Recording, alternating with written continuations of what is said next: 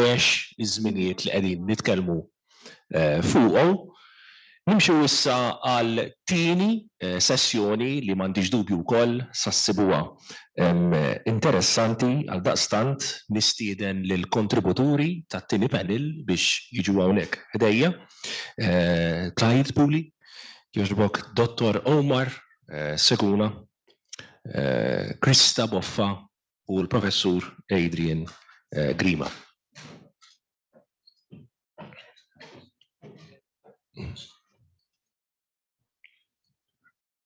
Jidher li Professor Grima du mhux għarajt, nistennew.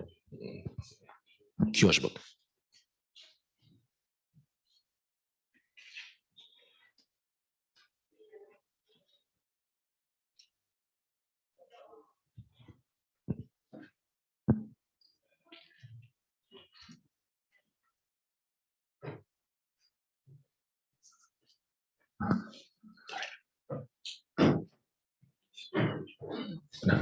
Grazzi.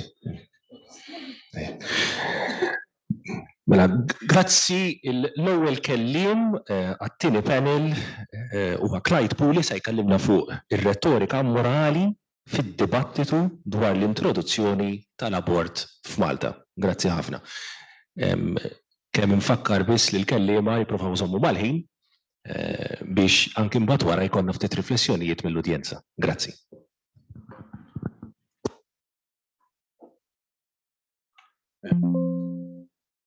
Grazie ħafna, qabel xejn, Sur President. Kif għattajb inti jien se nitkellem dwar retorika morali fid-dibattitu dwar l-introduzzjoni tal-abort f'Malta, issue pjuttost kontenzjuża. Se nieħu dan l-eżami biex ngħidlu hekk kemm jista' jkun f'perspettiva soċjoloġika, se nitkellem ftit allura fuq retorika morali, imma se nuża dan id-dibattitu li ġie imtella biex ngħidlek bil-intavolar tal-liġi tal-emenda għal-liġi kriminali f'Novembru li għadda.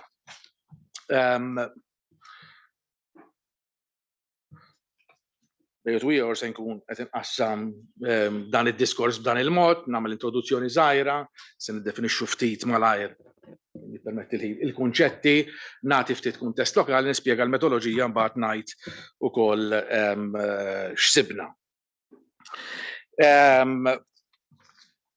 Qabel inkompli però biex nirringrazzja l-ewwel l-organizzaturi Dr. Mario Thomas, il-Prof. Adrian, Dr. George Vital, id-dipartimenti rispettivi, però wkoll irrid nirringrazzja lil Eva Hall mill-Istati Uniti li tatni dritt li nuża dan l-istrument il-Hall Tonna Values Inventory, anke lil Dale Reeser ta' The Values Hub mill-Kanada u mhux lanqas ovvjament il-Professur Mario Vassallo, illi numru ta' ħsibijiet hawnhekk espressi telqu twildu minn konverzazzjonijiet miegħu fi proġett USA anke hekk simili illi qed nagħmlu wkoll madwar dan l-istess suġġett u suġġetti.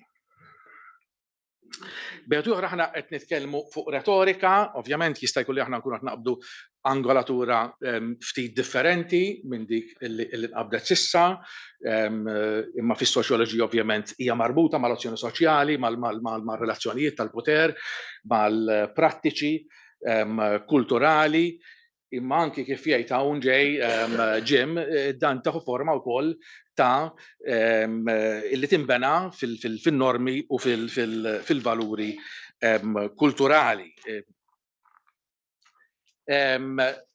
Bl-istess mod, il-moralità, aħna hawnhekk maħniex qed nagħmlu filosofija, maħniex qed nagħmlu psikoloġija, maħniex qed nagħmlu esattament reliġjon, allura qed nifhmuha b'mod partikolari, qed nifhmuha bħala manifestazzjoni tal-kollettività, kif kien jgħid Durkheim, qed naraw li tfisser il-moralità, il-normi, il-valuri, qed naraw li din tintraċċa lura bħala sors tieħu il-fatturi soċjali. Allura tfittex lura lejn il-nazzjon, il-reliġjon, il-klassi aktar milli xi forza sopranaturali jew inkella il-bioloġija. Allora bl-istess mod is-soċjoloġija tal-moralità illi għal ħafna żmien kienet anatema fis-soċjoloġija, probabbli għadha, xi ftit ikun hawn soċjologi li jitkerħu, meta semmija hemm forma ta' revival fuqha, speċjalment Petlin u Vajzi li qed jitkellmu ħafna dwarha, qegħdin naraw li wkoll niddeskrivu varjanzi soċjali u storiċi sewwa ta' frameworks morali. Ovvjament aħna fil-każ tagħna se nkunu qed nippruvaw nanalizzaw b'xi mod il-varjazzjoni morali fiħdan is-soċjetà Maltija. Meta qed nitkellmu fuq abort biex nagħmluha sempliċi, ovvjament mhix ġej min-naħa medika għalkemm hemm aspetti mediċi, soċjali, etiċi u anke emozjonali fil-konsiderazzjoni wieħed irtieħu, però aħna hawnhekk qed nitkellmu fuq dik it-terminazzjoni ta' tqala illi qed issir b'intenzjoni. Ġifieri aħna qed nitkellmu ovvjament fuq miscarriage. Din hija xi ħaġa illi hija induced. Qed tarawni għaddi isni żimel tal-galopp f'din l-ewwel parti għal għaliex ovvjament indunajt li l-preżentazzjoni hija pjuttost twila. Xtaqt nagħti ftit il-kuntest, jiġifieri waħed ħares lejn l-slide ukoll jara il-kuntest tal-bidliet soċjali illi kellna mis-snin 60 sal-lum. Jiġifieri aħna tlaqna kienet deskritta anke f'diskorsi li smajn issa dwar Mintoff, Fenek Adam oħrajn, tlaqna mill-Malta Kattoliċissima. Sewwa, imma mill-leġiżlazzjoni tad-divorzju li law kellna deċenju ta' bidliet soċjali kbar u jidher illi l-mewġa ovvjament għadha għaddejja. Bħalissa naħseb illi ftit li xejn jekk hemm illi għadu tabu illi wieħed ma jistax jiddiskuti. Kif wasalna għal din l-emenda tal-abort?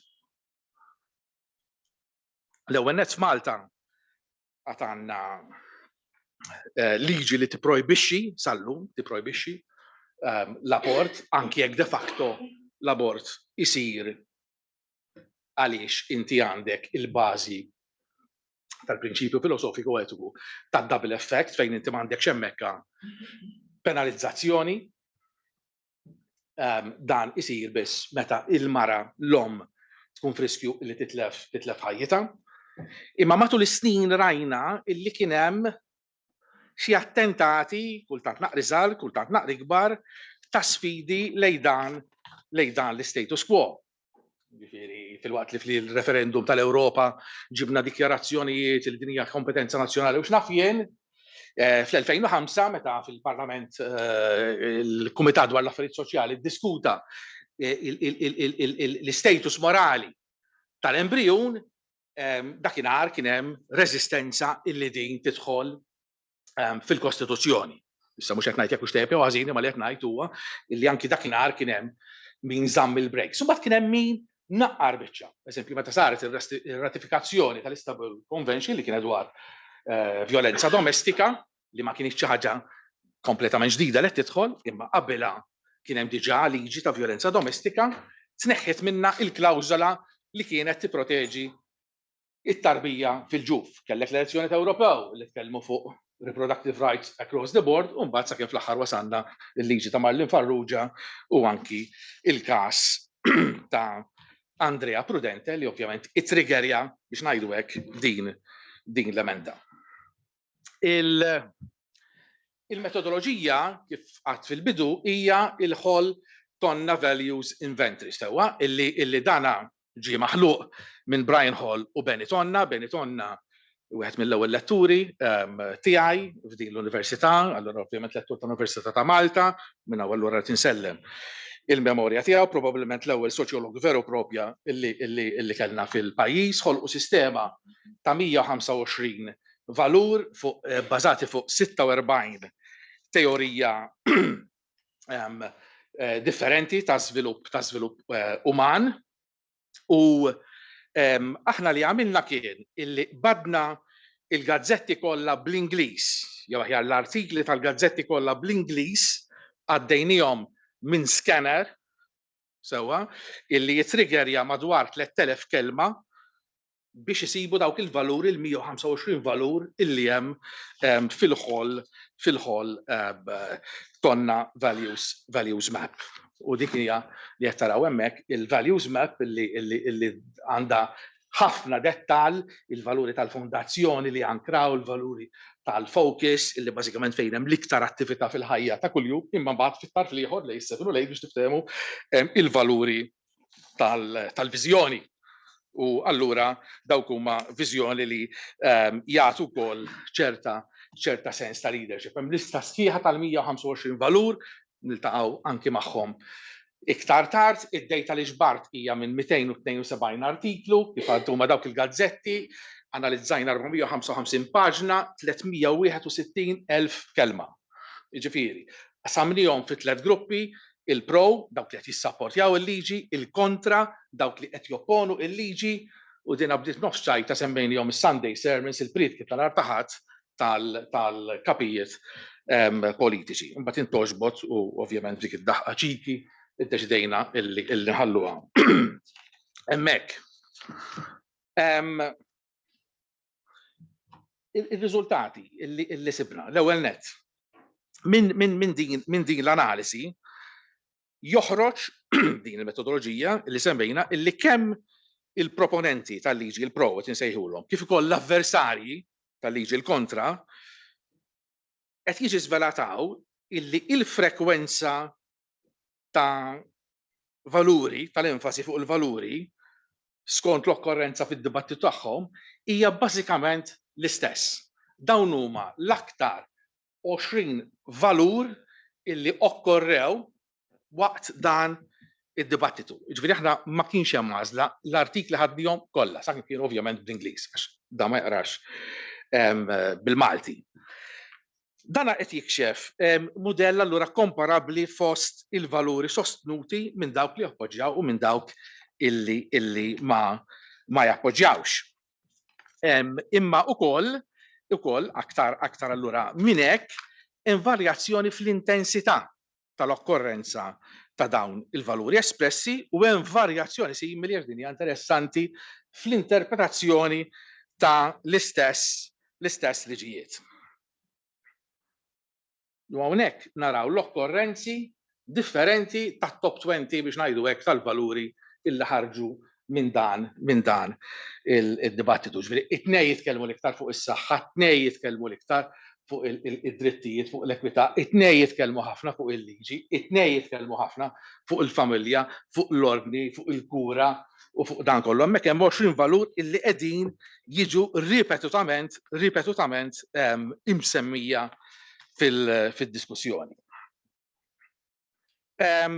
Meta mbagħad nisseparaw il-gruppi ma' xulxin minn dawn ukoll il-valuri, wieħed jara li bejn wieħed u ieħor xorta għax hemmhekk konna noħduhom kollettivament illi l-istess valuri jokkorru kemm għal pro u kemm għal kontra. U jekk taqleb minn persentaġġi għal numri assoluti ikunu biss ftit id-differenzi illi hemm fil-kalkolazzjoni. U dan ovvjament joħroġ minħabba illi mhux biss hemm l-intensità imma hemm ukoll l-immensità. Sewwa hemm l-immensità tal-kampanji illi saru. U din id-darba wieħed irid jgħid illi il-kontra li jiġu pro-life biex niftehmu kellhom kampanja iktar immensa anke jekk mhux dejjem l-istess intensa. Ġifieri f'dan is-sens ukoll il-messaġġ retoriku qiegħed jitkejjel ukoll b'immensità u anki b'intensità. F'dan is-sens hemm valur ukoll importanti, il-word jaduru tal-kelma li huwa nfisser minn ħollu tonna bħala l-komunikazzjoni effettiva tal-veritajiet universali, komunikazzjoni li tagħti tama u ħajja ġdida kif ukoll esperjenza ta' seta' personali, ta' empowerment. U hemmhekk il-kontra jirreġistraw id-doppju ta' dawk tal-pro. U hekk ta' min jistaqsi eżempju. Jista' jkun qed jitwielet xi moviment biex ngħidu hekk iktar forsi konservattiv f'ħalqa aktar liberali f'dan il-mument bħala sens ta' resistenza, sens ta' moviment soċjali illi forsi kien mans, kien kajman, fl-aħħar 10 snin f'dawk ir-riformi jista' jkun li forsi huwa l-każ kif deskritt anke f'kuntest differenti minn Thomas Friedman fil-Lexus u l-Olive Tree illi aktar ma tirranka l-modernizzazzjoni, l-globalizzazzjoni u l-ħolqien tal-ġid aktar il-kultura lokali tagħna trid tingrana u żżomm l-identità tagħha. Kif aktar kmieni, il-valuri huma l-istess, imma għandhom interpretazzjonijiet illi huma pjuttost differenti. Jiġifieri il-valur hemmhekk qiegħed fit-topp huwa l-valur tas-saħħa. Imma iż-żewġ blokka qed jitkellmu fuq is-saħħa ta' nies differenti. Min qed jagħmel l-enfasi fuq it-tarbija fil-ġuf, min qed jagħmel l-enfasi fuq l-omm. Imma tnejn fuq is-saħħa qegħdin jitkellmu, tnejn fuq il-kura qegħdin jitkellmu bl-istess mod. Meta qed jitkellmu fuq l-ekwità, fuq id-drittijiet, fuq il-liġi, ir-regola, il-kontroll, l-ordni, id-disciplina, jidher illi fil-waqt qed isemmu l-istess valur, dawk tal-pro qed ifittxu il-leġitimizzazzjoni tagħhom fil-liġi pożittiva tal-istat li tista' tija l-forma li jrid ovvjament l-awtur, billi ovvjament jadvokaw li hemm bżonn protezzjoni għall-mara u għat-tabib li sallu m'għandhomx protezzjoni. Imma il-grupp kontra qed ifittxu l-leġitimizzazzjoni tagħhom fil-liġi naturali, dak il-korp ta' prinċipji meqjusa universali preskritti minn awtorità superjuri. Ovvjament għax qed iħossu illi l-embrjun huwa meddet. It-tarbija fil-ġuf hija medda. U f'dan is-sens anke wkoll forsi jispjega għaliex id-drittijiet umani dawk li huma kontra qegħdin jinvokawhom iktar minn dawk li huma pro il-liġi. Jista' jkun għax huma qegħdin jagħtu status ta' ħajja umana kważi ta' persuna lanqas fid-dritt tal-ħajja anki lill-embrjun illi għadu fil-ġid. Jiġifieri l-interpretazzjonijiet differenti tista' kważi issibhom fuq kollox. Li interessanti imma illi din is-soċjetà illi sa ċertu punt bdiet taħrab mill-insularità tagħha tuża l-istess kliem u tfisser affarijiet li huma differenti. Bħal meta fuq l-istess naħa tad-dibattitu aħna ġieli nużaw l-indipendenza jew il-ħelsien u hawnhekk nitkellmu fuq l-abort u t-terminazzjoni ta' tqala daqs li kieku mhumiex l-istess ħaġa, meta fil-fatt huma l-istess. U jkolli ngħid li kultant fakkarni f'dak id-dialogu ta' Humpty Dumpty ma' Alice meta jsaqsija x'qed tfisser b'dik il-kelma b'tonalità ta' disprezz u tgħidlu xi dik kan tfisser l-irda jien alla. Kull kelma li ngħid infisser kif irrida jien. U l-mistoqsija qalt lu tkun tfisser jekk tistax tagħmel il-kliem ifisser aktar differenti. U Humpty Dumpty mbagħad iwieġibha u jgħidilha il-mistoqsija hi min hi x-sit. Minu s-sit? Dak jiddeċidi. Huwa proprju dan illi jisteduna nagħmlu soċjologi bħal Lamon u Tefeno li jgħidulna nagħtu aktar attenzjoni lir-relazzjoni bejn il-moralità u il-poter. Għasab biex tagħlaq. Wasalna biex. Wasalna biex nagħlqu mhux bil-lestu ma hawnhekk qed taraw il-valuri illi ovvjament aħna għamilna li xtaqt ngħaddi kumment anke semma wkoll f'xi ftit il-leadership politiku. Da basikament hija l-graf tal-valuri tal-leadership politiku. Meta nagħmel juxtaposition fuq xulxin, naraw illi il-leadership politiku mhux qiegħed pass imqar wieħed jew tnej jew tlieta il-qudiem aktar biex niftehmu lejn in-naħa tal-viżjoni. U dak qed noħodhom kollettivament, ġifieri iż-żewġ leaders qed noħodhom flimkien. Imma il-blokok l-oħra qegħdin f'ħafna drabi il-fuq aktar minnhom u viżjonarji aktar minnhom. Ġifieri hawnhekk jidher ċar illi għandna aktar dak li forsi ngħidulu maintenance leadership milli visionary leadership. Jiena se nipprova nagħlaq ukoll biftit jew aħjar bl-aħħar kummenti illi għandna. Jużguru li stajna ngħidu ħafna iktar id-data hemm ħemel ta' data hemmhekk, stajt nitkellem fuq ir-rwol tal-Knisja, stajt nitkellem fuq l-individwalizzazzjoni ta' din is-soċjetà li kollu qed joħroġ minn fuq dan id-dibattitu retoriku morali, imma li hu żgur illi dan id-dibattitu mhux se jaqaf hawn. Dan id-dibattitu se jkompli. Il-liġi jista' jkun li f'xi mod tistolja tieqa fal-mument ħaġa oħra u titfixkel fid-diskussjoni u fir-reżistenzi, imma dan id-dibattitu speċjalment tal-bidu u ta' tmiem tal-ħajja se jkun dibattitu qawwi ħafna li se jibqa' għaddej għas-snin li ġejjin u forsi wkoll jiddetermina is-soċjetà Maltija għaliex huwa dibattitu li ħajtraxxendi wkoll liż-żewġ partiti prinċipali. Għaliex kif diġà semma hawnhekk ħafna drabi il-partiti prinċipali ewlenin li għandna f'dan il-pajjiż ħafna drabi mhumiex qegħdin kongruenti ma' l-ideoloġija, it-twemmin u l-valuri tagħhom. Grazzi ħafna. Grazzi ħafna, Clyde Puli. Tlib issa lil Dottor Omar Seguna biex iħejja l-diskors tiegħu it-traġitt fil-ħsieb edukattiv ħarsa analitika lejn il-kitbiet ta' Ugo Mifsud-Bonici u Evarist Bartolo. Ekku, merħba. Jiena b'din il-taħdita qasira ser inħares lejn dawn iż-żewġ ex-Ministri tal-Edukazzjoni.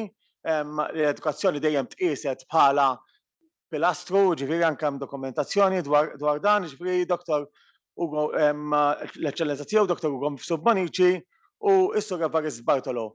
U id-deċiżjonijiet li tieħdu anke f'dan il-kontest. Aktar minn hekk se naraw ukoll kif it-traġitti politiċi kif inbidlet anke retorika politika bejn l-aħħar ta' snin 80 għas snin 90 u qabel l-elezzjoni qisu tal-2013, forsi ngħid jiena qishom mill-2010 speċjal 2008, l-hawn sa wara.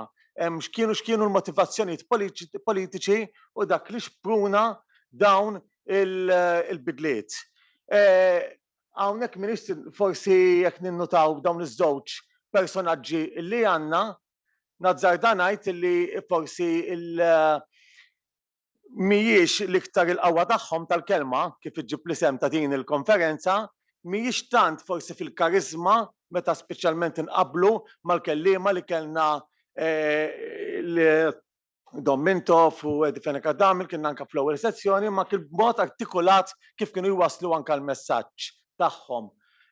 Dan x'aktarx kien stil anke ta' kalma u anke ta' persważjoni li forsi stil li kien daħal isum filtra sewwa fil-Partit Nazzjonalista fis-snin 80 li anke Mifsud-Bonici nikkwota anke mill-ktib tiegħu li issa ngħidilkom li hawnhekk din il-preżentazzjoni mhux minn dawn tip ta' sorsi li iktar li nirreferi ngħidilkom għal xiex, imma fil-ktib tiegħu isemmi li fil-fatt qisu donnu żvaluta anke l-istil ta' Don Mintoff kien żvaluta il-Fenek-Adamil, ġifieri anke b'dak il-mod kienu ma ntabax bil-ħil anke tiegħu li donnu anke d-diskorsi tiegħu kienu iktar informati, iktar artikolati ħanpoġġihom hekk, ġifieri speċjalment anke f'udjenzi anke osra aktar mill-ifrelis kbar.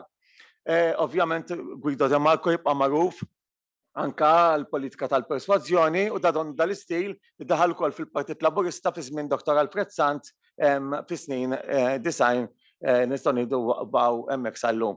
Bħala sorsi għal din il-preżentazzjoni kif qed ma referejtx għall-awtobiografija pereżempju li ħarġet ta' Ugo Mifsud-Bonici imma anke lej dawk l-artikli li nkitbu fil-kontest.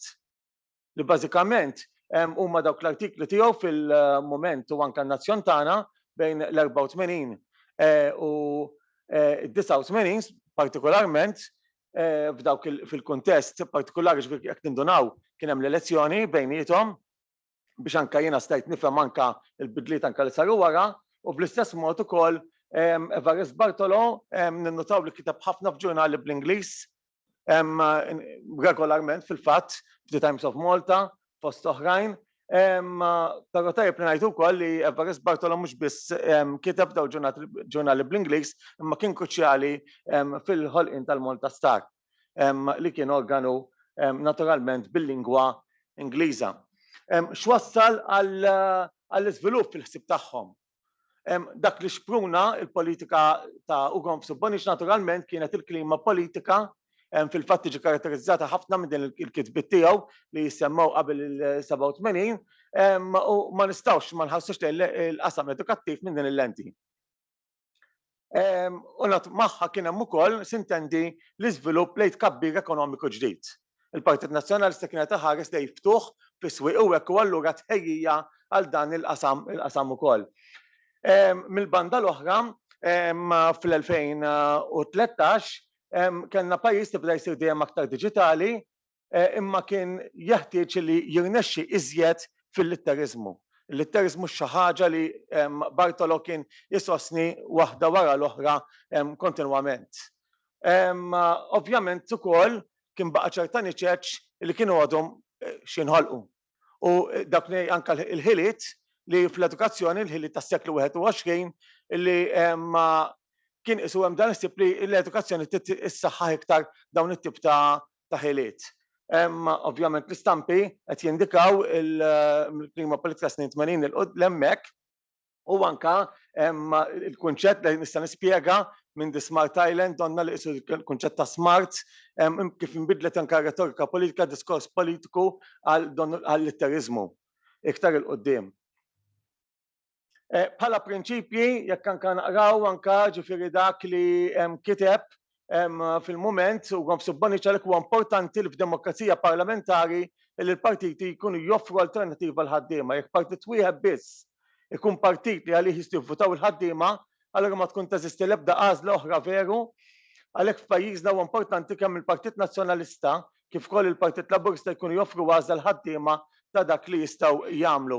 Ovvjament dan irridu naraw anke dejjem fil-kuntesti ta' tmeninijiet u anke il-politika kif kienet anke bdiet tevolvi din il-kunċett tal-alternanza imma iktar li donnu jissaħħaħ donnu iktar kif se naraw anke permezz tal-medja pereżempju ġifieri li hija importanti ħafna għax mhux biss li ngħidu għad-demokrazija kif nafu ovvjament irridu ninvestu fiha ħin kollu kontinwament nafu li hija fraġli.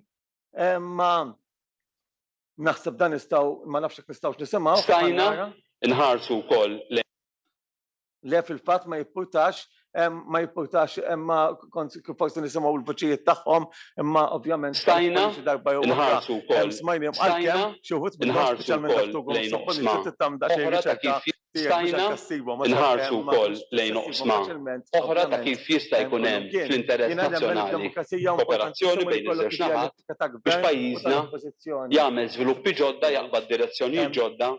Stajna nħarsu wkoll lejn oqsma oħra ta' kif jista' jkun hemm fl-interess nazzjonali kooperazzjoni bejn iż-żewġ naħat biex pajjiżna jagħmel żviluppi ġodda jaqbad direzzjonijiet ġodda.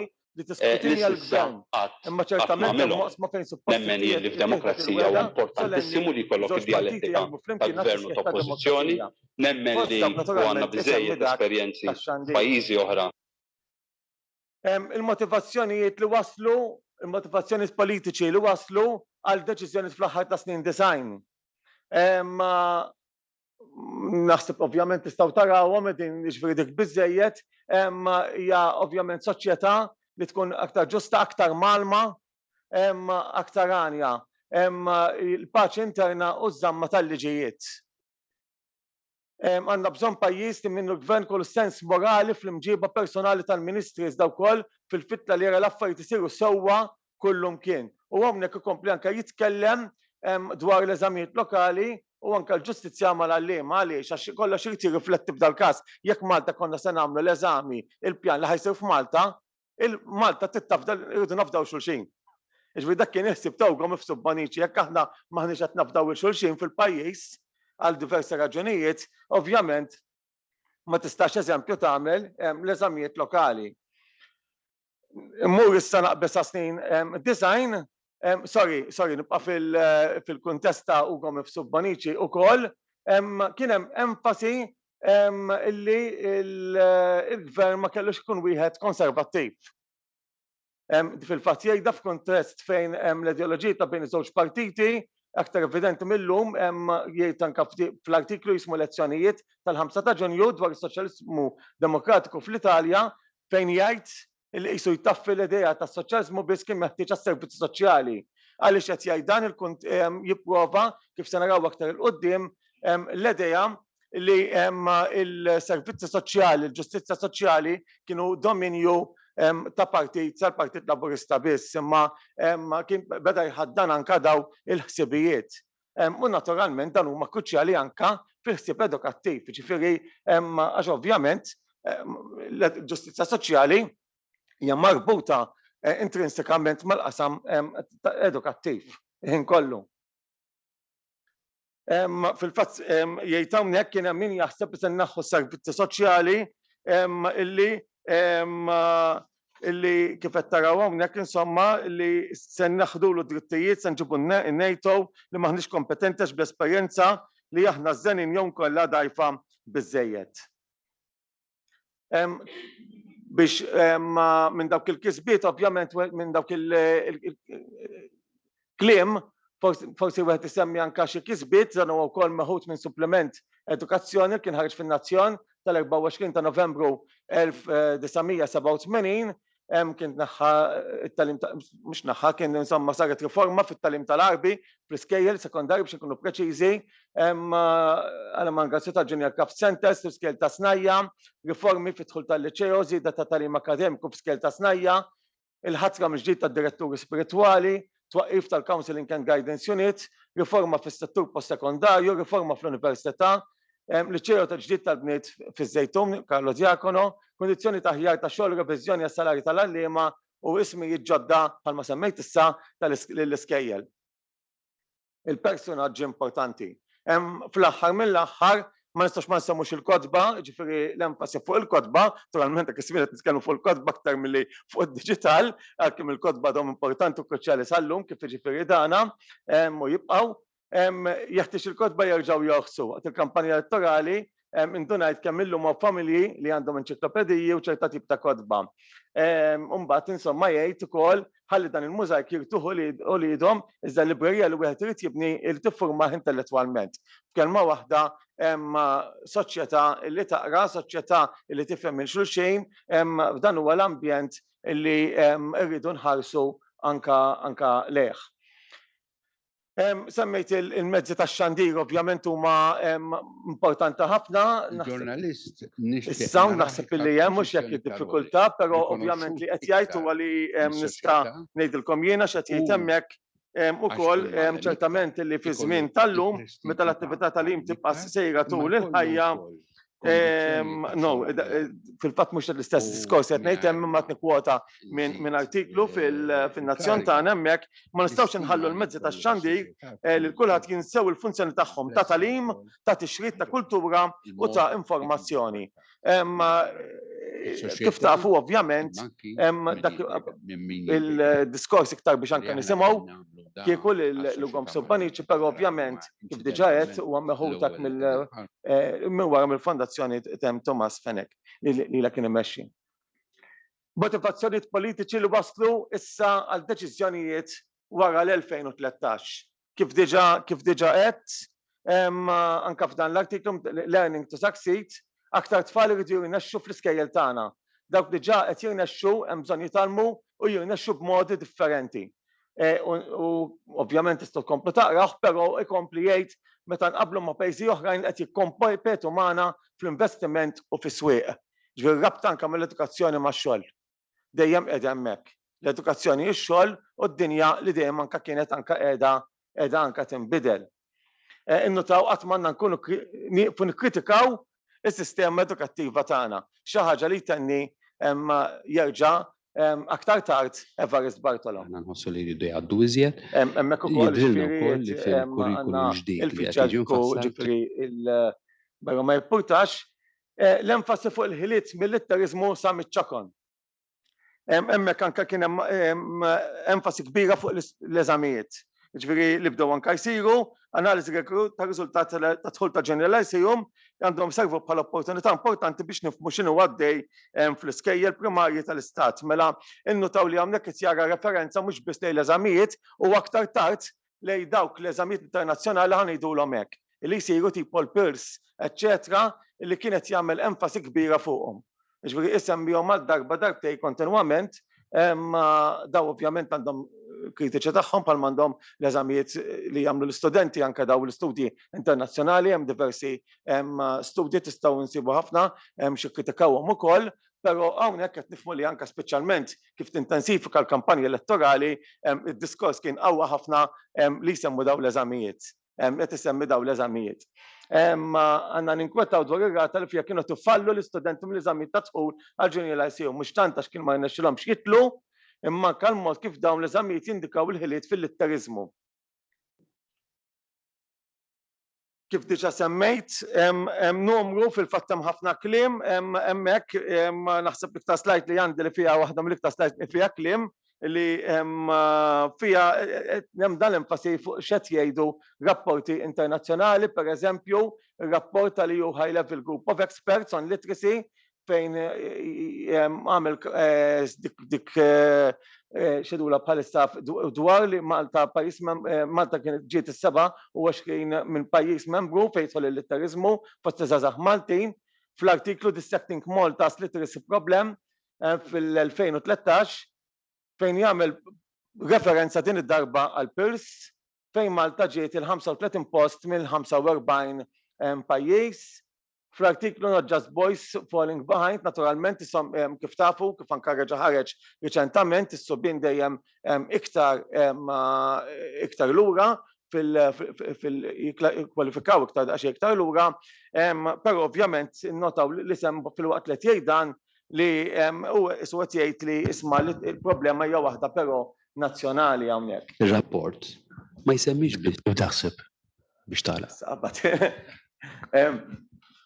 Taħseb biex tagħlaq. Iva, ħabba l-ħin ovvjament ħanagħlaq, ġifieri dana hemm xi kisbiet naturalment li kienu l-organizzazzjoni fl-iskejjel sekondarji, skejjel medju sekondarji daw iktar niftakru ma huma reċenti, l-edukazzjoni koet, l-introduzzjoni ta' soġġetti vokazzjonali, it-twaqqif ta' programmi alternattivi ta' tagħlim, l-ALPs biex niftehmu, l-Istrateġija Nazzjonali tal-Litterizmu u anke it-tabliet għal kull wild.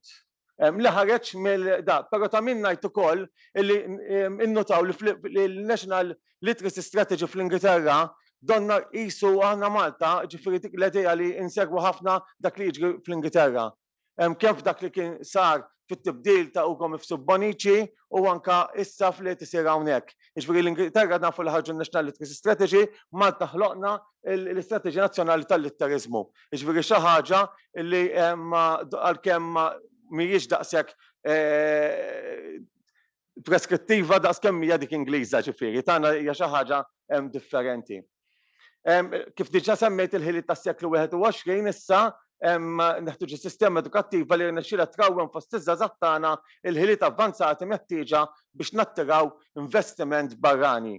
Mela l-enfasi bejn ix-xogħol, l-edukazzjoni u x-xogħol kemm fid-disajnijiet u kemm fl-2013 kważi nazzartanit anke kisir issa ġifieri xorta jibqa' qiegħed marbut hemmhekk għalkemm il-Ministeru tal-Edukazzjoni m'għandux issa x-xogħol qiegħed miegħu.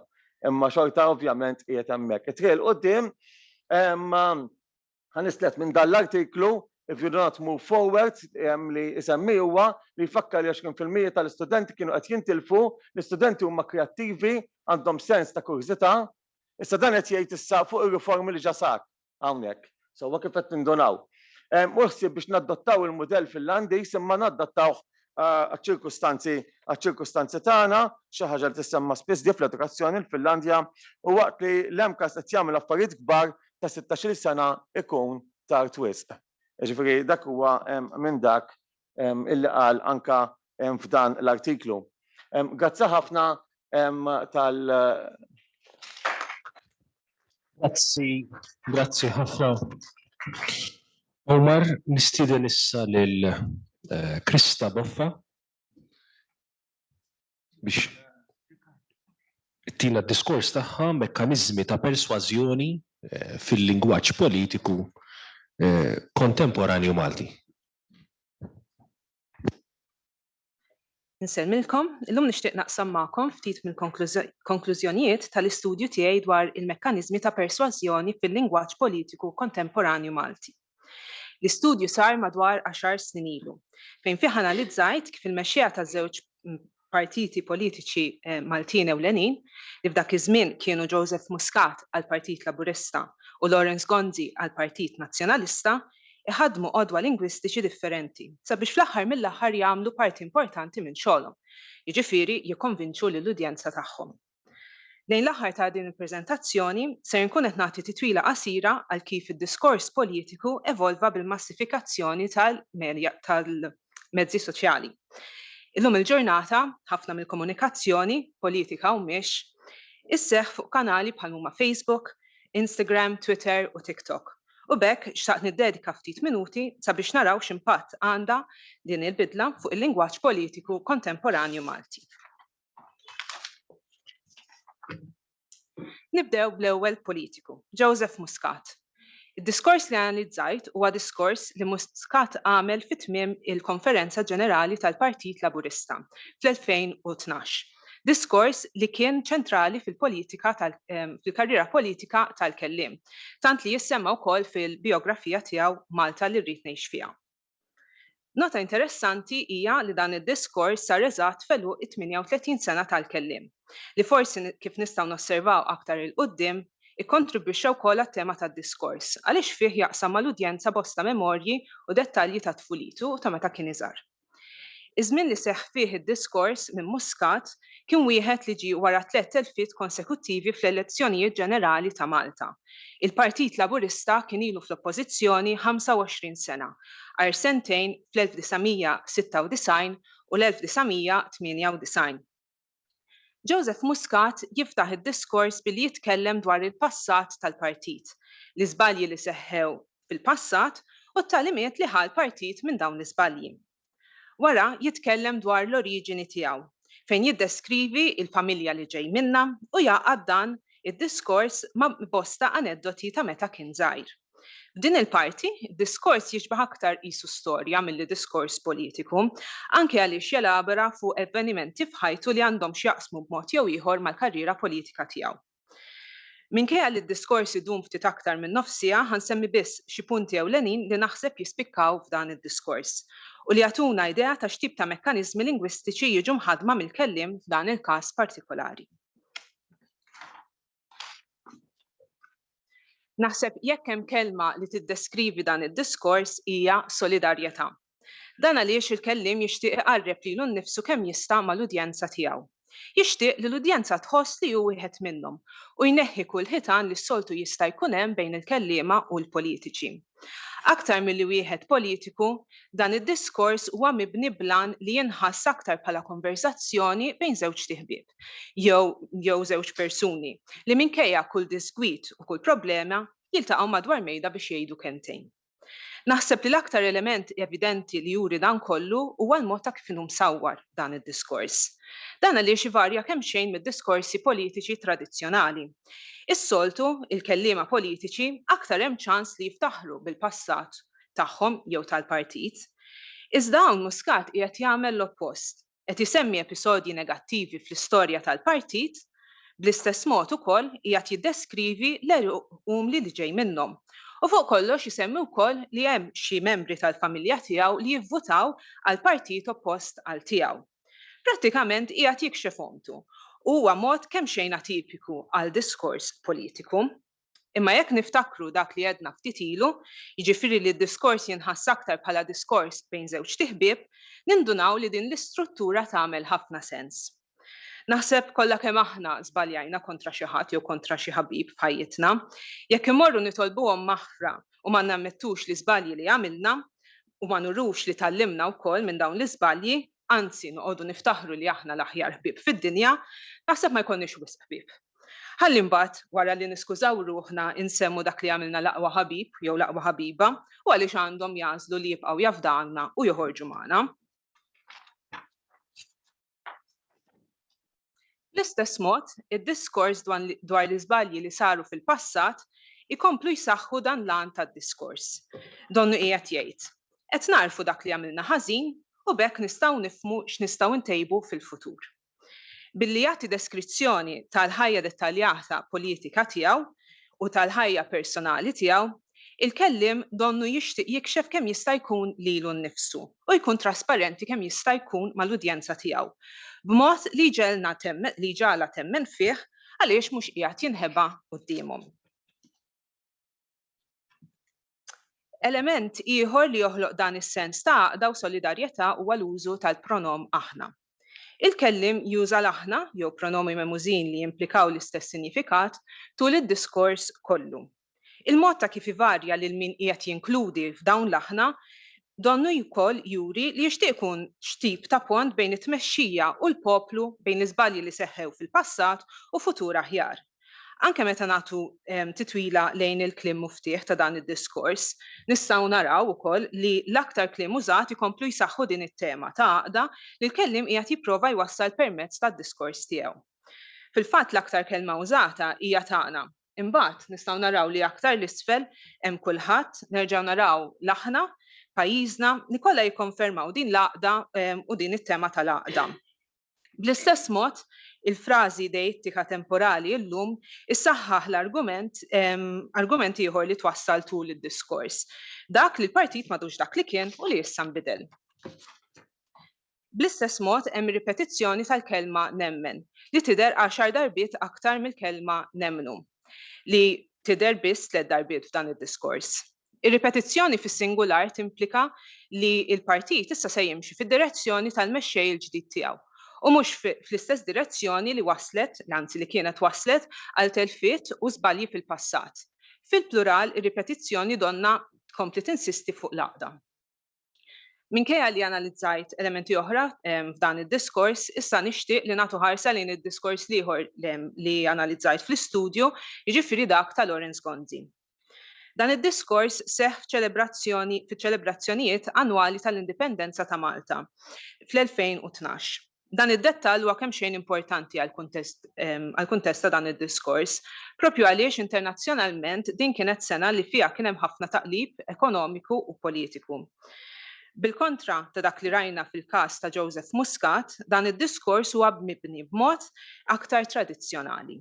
Fil-qosor huwa qiegħed jħeġġeġ lill-udjenza tiegħu tħares lejn il-passat glorjuż tal-partit u għall-kisbiet illi jagħmel tul l-istorja u fuqu tibni futur daqstant glorjuż. F'dan il-każ l-għan ewlieni tad-diskors huwa li juri li l-partit li qed jirrappreżenta u anke l-pajjiżna bħala eroj li kiseb bosta suċċessi tul l-istorja, bħal pereżempju l-indipendenza, is-sħubija fl-Unjoni Ewropea u dħul fiż-żona euro. Fl-istess ħin il-partit qiegħed jingħata vesti erojka fil-preżent fejn minkejja li l-kelliem qiegħed jammetti dawn id-diffikultajiet kbar qed jattribwihom għal fatturi esterni. Permezz hekk il-kellim jista' jibni l-argument li l-partit tiegħu jista' jeleb kull xkiel. Tant li fl-aħħar tad-diskors saħansitra jagħmel kuraġġ l-udjenza tiegħu biex ma taqtax qalba mill-futur. Dan jagħmlu permezz ta' bosta mekkaniżmi, iżda għal darba oħra xtaqt insemmi biss dawk li jispikkaw l-aktar. L-għodda prinċipali li permezz tagħha jwassal dan il-kunċett ta' supereroj hija tal-metafora. L-aktar metafora frekwenti hija dik ta' nazzjon bħala persuna, fejn l-azzjonijiet li qed jagħmel in-nazzjon bħal huma kisbiet kbar, jerfa' l-peace, iġelu jidher bħala persuna responsabbli u ta' awtorità. Bl-istess mod, il-pajjiż qiegħed jiġi infixkel tul il-mixja tiegħu. Iżda permezz ta' din il-metafora jista' juri illi dan il-pajjiż huwa determinat biex jibqa' għaddej. Il-komunità internazzjonali wkoll tingħata din ix-xejra umana. Fid-diskors, il-pajjiżi l-oħra qegħdin jissejħu bħala dgħajfa, iżda Malta hija b'saħħitha. Dan kollu ikompli jsaħħaħ din l-idea li l-partit u l-pajjiż huma bħala eroj. Espressjonijiet oħra bħalma huma joħroġ u jistinka u jissielet li jissemmew f'dan id-diskors huma kollha kliem li jiġu minn lessiku li jistgħu juru kuraġġ, determinazzjoni, u xejriet erojċi. Metafora oħra li saħħaħ din it-teknika ta' persważjoni hija dik ta' diffikultajiet bħala maltemp. Il-maltemp jimplika li hemm nuqqas ta' kontroll fuq is-sitwazzjoni u jista' jkun li hija sitwazzjoni li aħna maħniex nistennew. Il-kelma maltemp fil-fatt f'dan id-diskors narawha ripetuta 6 darbiet. f'kuntesti kemm fil-passat, fil-preżent u fil-futur.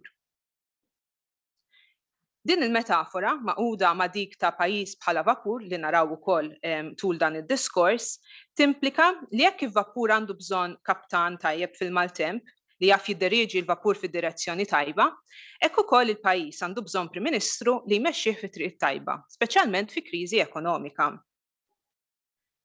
Elementi ieħor persważiv li jispikka f'dan id-diskors huwa repetizzjoni ta' slogans politiċi, kemm passati kif ukoll preżenti tal-Partit Nazzjonalista. Il-kellim fil-fatt fil-bidu tad-diskors isemmi slogan li użaw fl-elezzjoni li mbagħad segwiet dan id-diskors. Jiġifieri kburin f'pajjiżna għaliex nemmnu f'pajjiżna. Dawn il-kliem għalkemm huma ftit kliem isawru il-kunċett sħiħ tad-diskors u jdawru l-attenzjoni fuq l-udjenza li donna jixtiequ jħeġġuha sabiex temmen f'dan is-supereroj li f'dan il-każ huwa pajjiżna. L-għażla tal-pronom memus ennea ma' pajjiżna iżżid mal-element tal-kollettività u mas-sens patriottiku li huma leitmotivs tul id-diskors u li bl-istess mod jekk naraw dan l-slogan fid-dawl ta' supereroj, il-kliem kburin u nemmnu juru l-semmija li diġà qed jagħtu dan is-sosten sabiex ikompli jmexxihom u jipproteġihom fil-futur.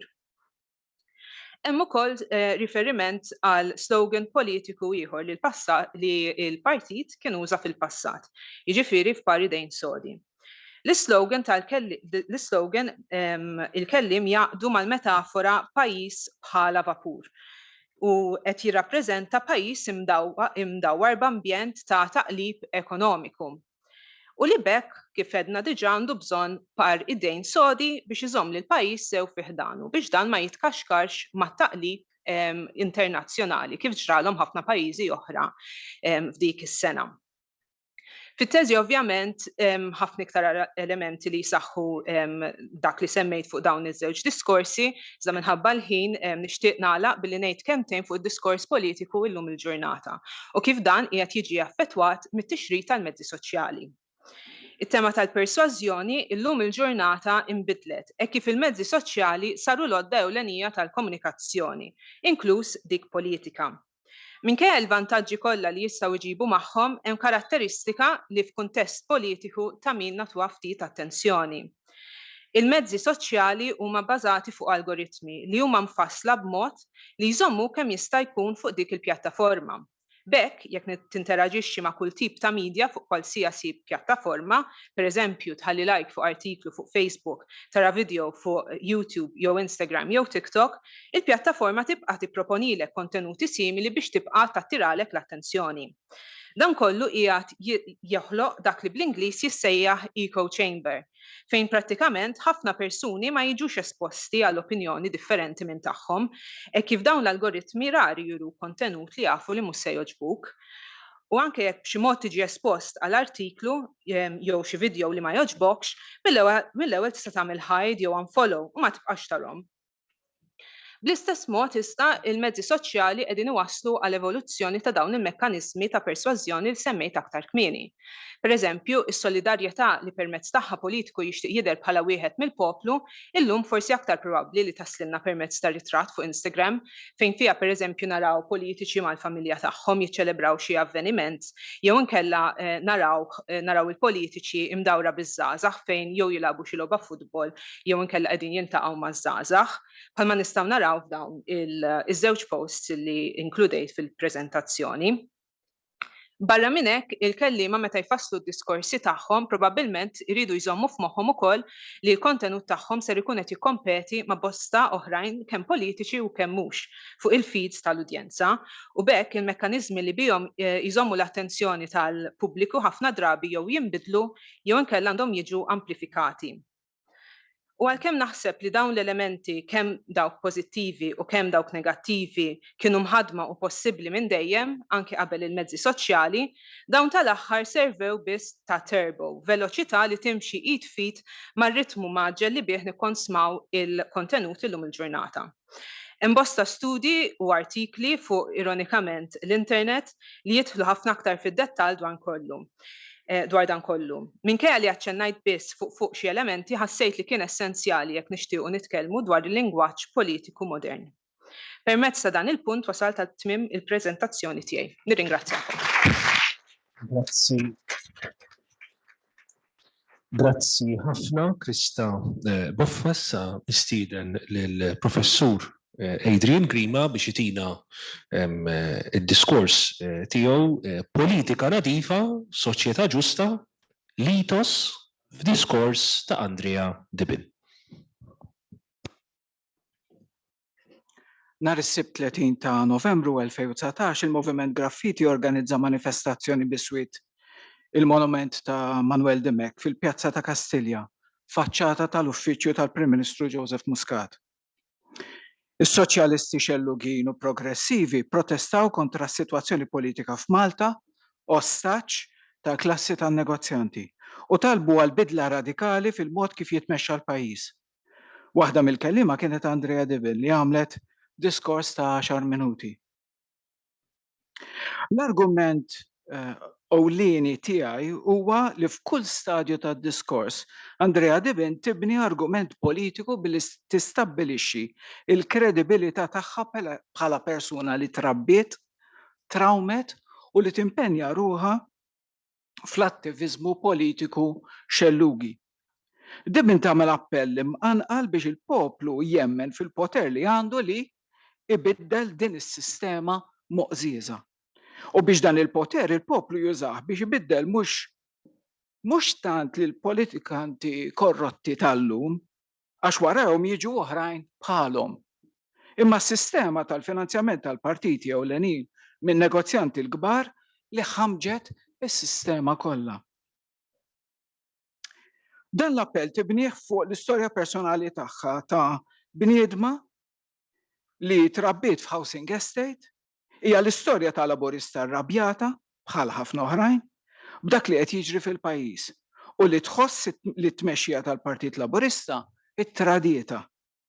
L-istorja tagħha tirrakkunta biċċa matul id-diskors, strateġija li mhix dikjarata, imma li biha tqanqal lil ħuta miġburin bħala ħdejn il-monument ta' Dimek biex jidentifikaw ruħhom mar-rabja kbira li għandha u mas-sejħa tagħha biex bħala ma jibżawx jitkellmu fuq dak li qed jiġri.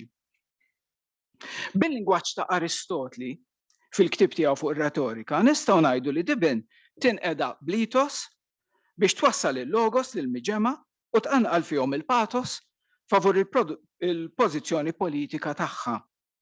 Imma r-relazzjoni bejn il-komponenti tad-diskors tagħha hija inqas prevedibbli u naħseb iktar komplessa minn hekk. Qatt ta' fidi u qatt ta' akkuża. Id-diskors ta' Dibin sar f'kuntest partikolari ħafna. Fil-jiem ta' qabel il-Moviment Graffiti fassal ittra pubblika lill-kabinett ta' dak iż-żmien li fiha stieden lis-soċjalisti xellugin u progressivi biex jieħdu pożizzjoni fuq il-kriżi politika li ħasdet lil pajjiż. Il-kriżi laħqet il-quċċata tagħha 10 tiem qabel bl-arrest ta' Jorgen Fenech fl-20 ta' Novembru bħala s-sit tal-kumpanija segreta 17 Black, brabtiet ma' kumpaniji segreti simili ta' membri prominenti fil-gvern u bl-akkuża li figuri ewlenin fit-tmexxija tal-istat kienu b'xi mod imdaħlin ma' Fenech fil-qtil ta' Daphne Caruana Galizia. In-nies li nġabru għall-protesta l-istorja kienu jafuha. L-iskop għalhekk ma kienx li l-kelliema jikxfu l-borom, għax il-borom ftit jew wisq kienu diġà mikxufa.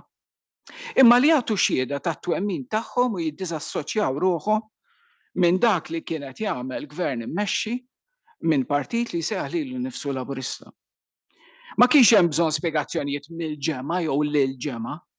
Id-dettalji tal-akkużi tal-involviment ta' figuri prominenti tal-gvern, possibilment tal-Prim Ministru innifsu li mbagħad ħabbar li se jirreżenja l-għada fil-palazz faċċata ta' Dimek. F'xibka sħiħa ta' korruzzjoni fuq skala li l-pajjiż qatt ma kien rab bħala, ftit jew wisq kienu magħrufa daw id-dettalji. Il-protesta kienet att politiku, att ta' fidi u fl-istess ħin att ta' akkuża. L-intervent ta' ftit aktar minn 10 minuti ta' Andrea Dibin Sar eżatt wara l-interventi ta' Andre Kallus, Emmanuel Mifsud u Matthew Borch, li ebda wieħed minnhom ma nbena b'mod daqshekk espliċitu fuq il-karattru tal-persuna li kienet qed titkellem. Din hija verżjoni ridotta ovvjament tal-analiżi tiegħi, fil-verżjoni twal inħares fuq lejn diskorsi li ġew qabelha għax ħadd irreferi għalihom. Mela din hija sintesi suġġettiva, sintesija dejjem suġġettiva ħafna. L-introduzzjoni, Andrea Dibben tajt li ħdejn iż-żewġ kelliema ta' qabilha li qraw diskorsi miktuba ma tħossix ippreparata. Għax sa lejliet omma kienet titloba biex f'din il-protesta ma titkellimx. Minn mindu kienet tifla omma dejjem wissieta li l-politika m'għandekx tnismaħħa. Imma Dibben tispjega li kien propju biex ma tħallix il-biża' joħnoq il-politika u jħalli n-nies jinqatlu li ddeċidiet kontra l-parir ta' omma li titkellem f'dan il-mument ta' kriżi f'attività ma' ħuta x-xellugin.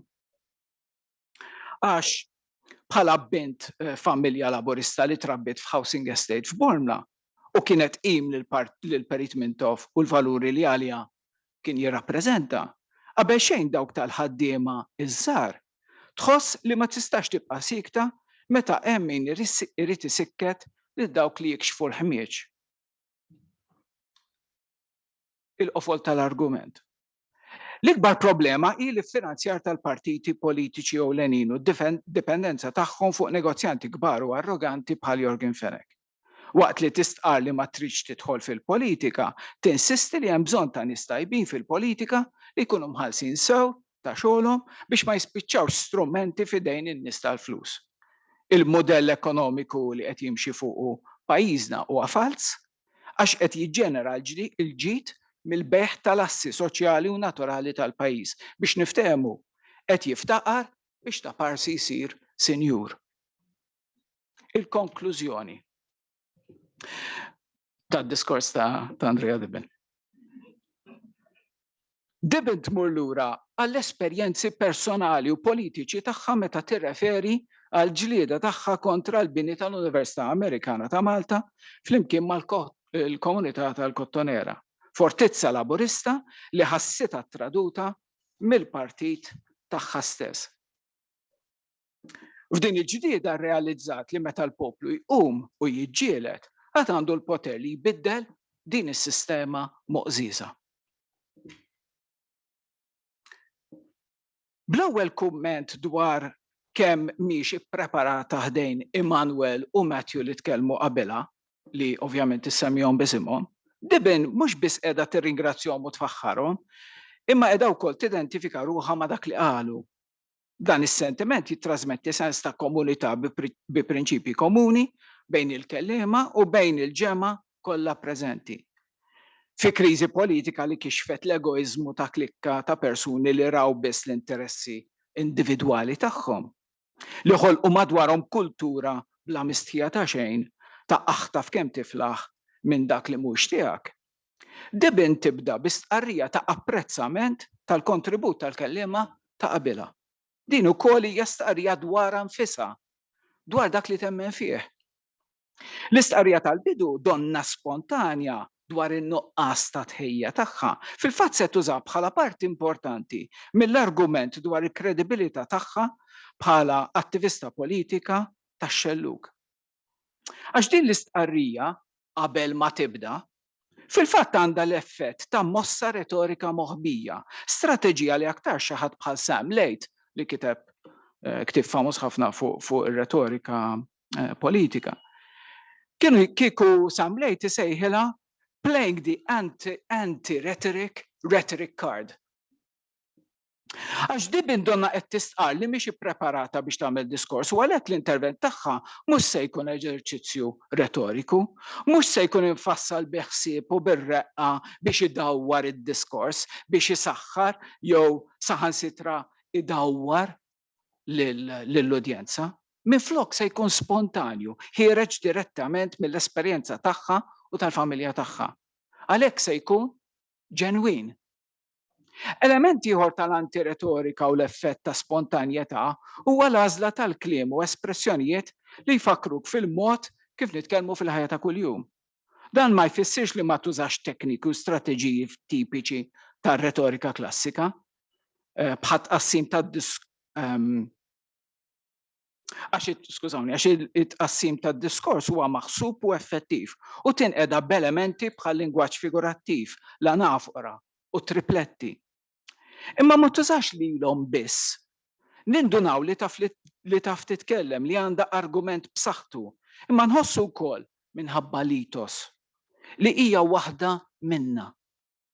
Ftit qabel ma nisimgħu l-vuċi ta' omma tgħidilha tidħolx fiha di, tidħolx fiha oqgħod lura.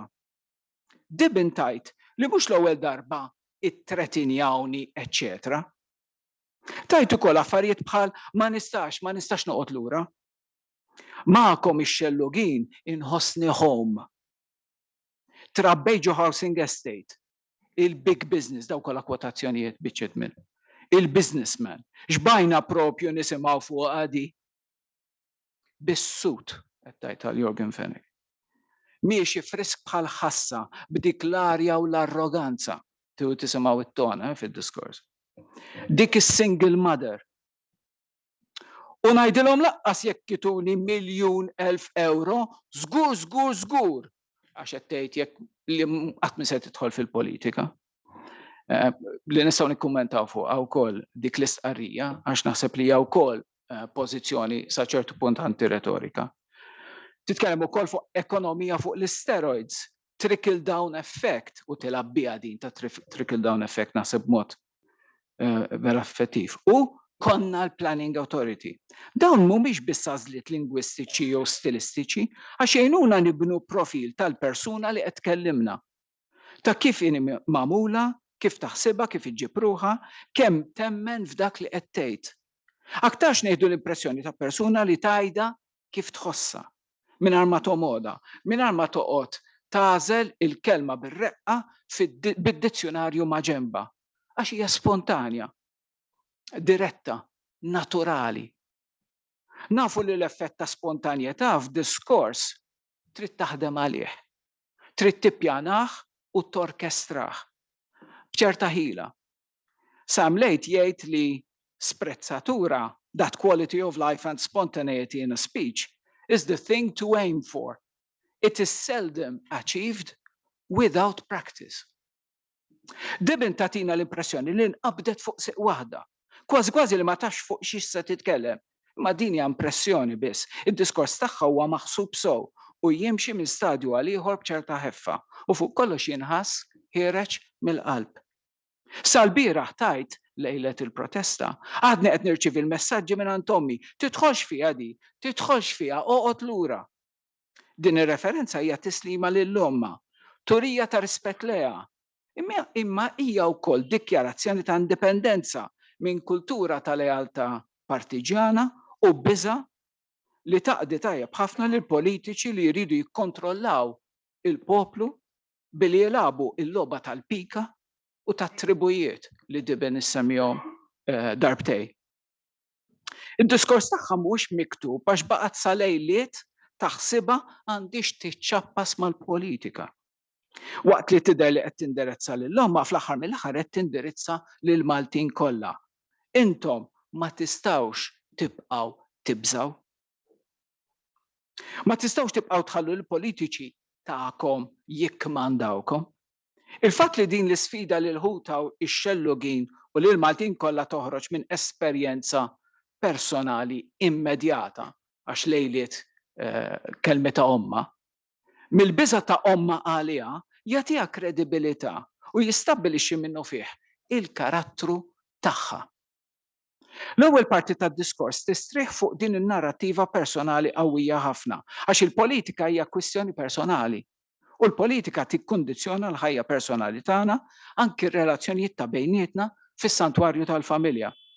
Bejn l-om u l-bint, bejn il-bint u l-om, bejn il-ġenituri u l-iriet, u l-lin fih dan il-familja estiża, fil-familja tax-xellugin, għax issejħilhom ħuta iktar minn darba. Kemm fadalli? Minuta issa. Minuta, ok, għandi bżiddi.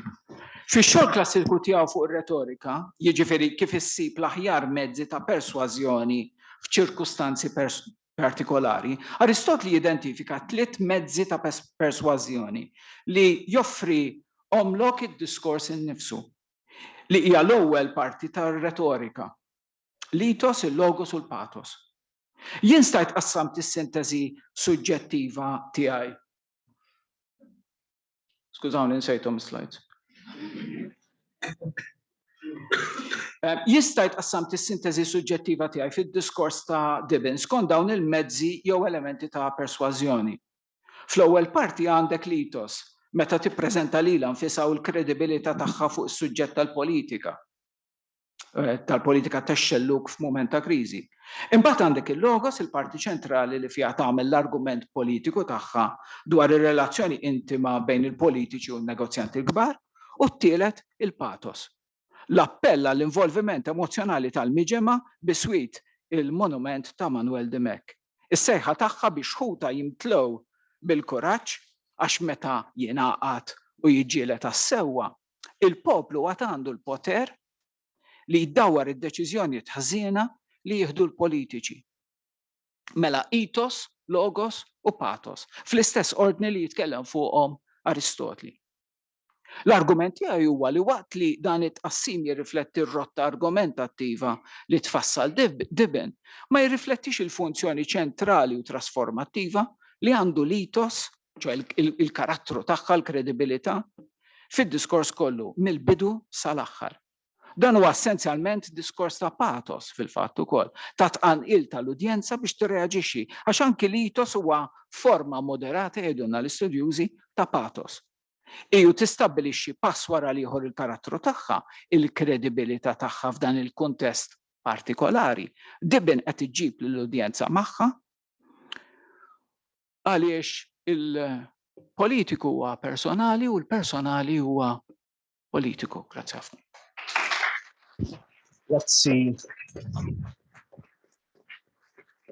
Grazzi ħafna, Adrian. Kont nsaqsik, Adrian, jekk dan id-diskors hux available fuq YouTube.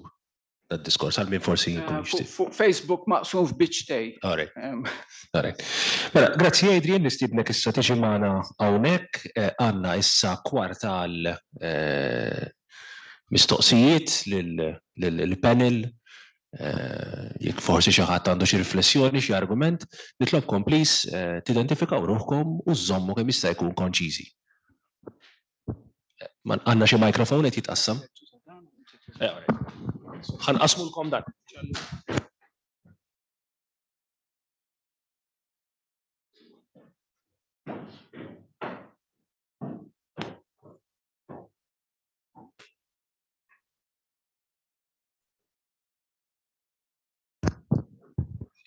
Hello, jina Dorian.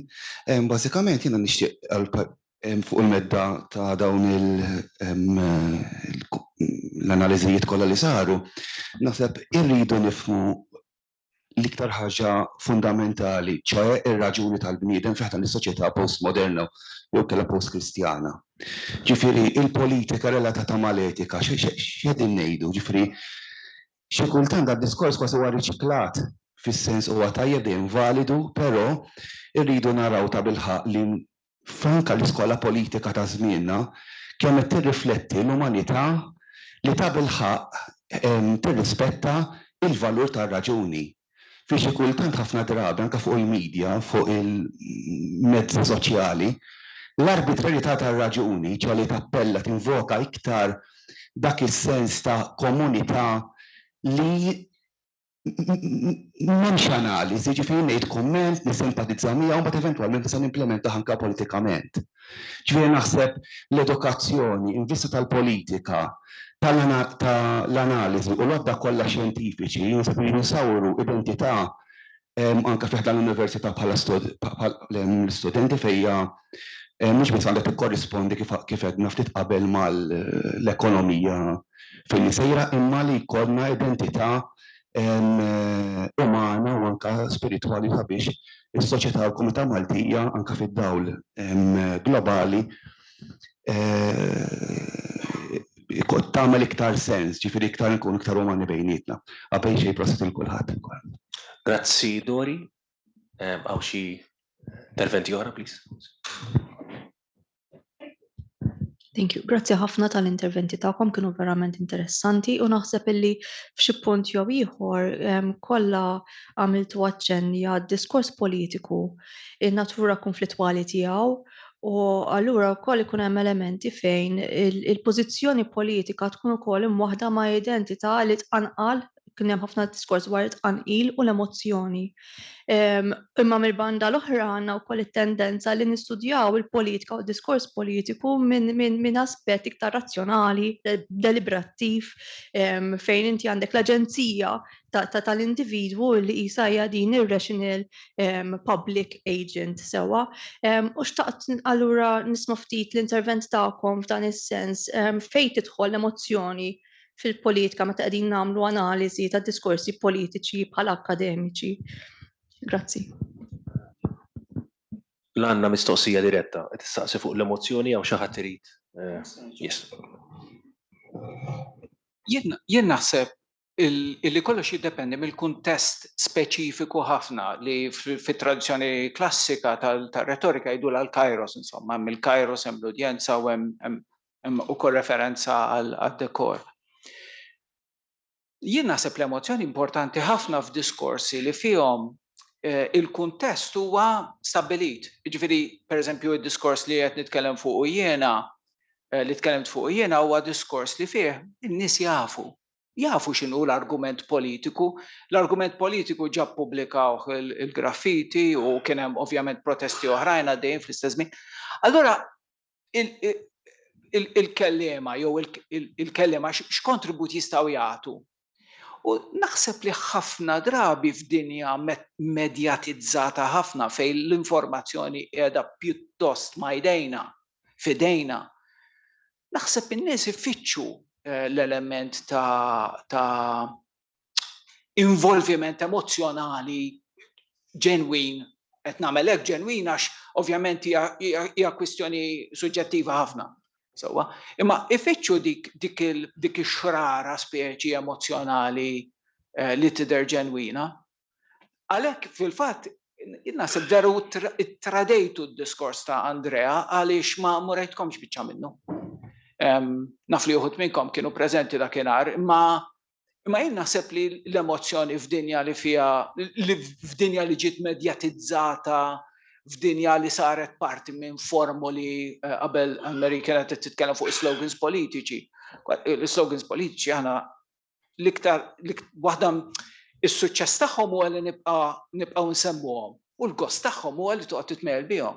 Ġifieri speċi għax kemm il-darba jdnija bejnietna biex nitmejlu flimkien kollox possibbli u Malta tagħna l-kol taf kif speċi. Fil-verità il-suċċess tagħhom huwa li jgħidrin irrepetija li Krista rrepetieta dik l-istqarrija insomma. Imma l-livell huwa verament superfiċjali, ġifieri kif spjegat Anne-Marie. Allura aħna naħseb li nfittxu forsi biex naqbad ftit ma' dak li qal Dorian qabel, nfittxu ftit iktar umanità, rridu mument speċjali ta' umanità. Jien nixtieq inżid mill-lat ta' mezzi soċjali. Hemm tipo espressjoni tgħid all engagement is engagement. Fejn pratikament fuq il-mezzi soċjali jekk xi ħadd jirreaġixxi li toġbu dak l-artiklu jew dak il-post jew nkella jħalli kumment li tirrabjah għal pjattaforma li tella dak ir-ritratt jew l-artiklu għalihom xorta.